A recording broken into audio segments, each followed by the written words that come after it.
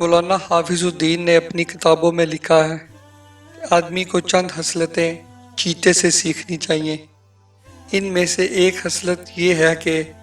چیتا کتے کی طرح رزق کے پیچھے بھاگتا نہیں، اگر اس کے سامنے کوئی چیز میسر آ جائے تو لے لیتا ہے ورنہ چھوڑ دیتا ہے۔ دوسرا، چیتا جب شکار کے لیے نکلتا ہے اگر شکار ہاتھ آ جائے تو شکار کا لیتا ہے، لیکن اس کا پیچھا نہیں کرتا اور نہ ہی اس کے لیے بہت تیز دوڑتا ہے۔ اسی طرح انسان کو بھی چاہیے کہ اللہ تعالیٰ پر بھروسہ رکھے اور ضرورت کے مطابق رزق طلب کرے، نہ تو بہت زیادہ طلب کرے اور نہ ہی اس کے پیچھے مارا مارا پھرے۔ حضور صلی اللہ علیہ وسلم کا فرمان ہے کہ رزق کا وعدہ اللہ تعالیٰ نے کیا ہے،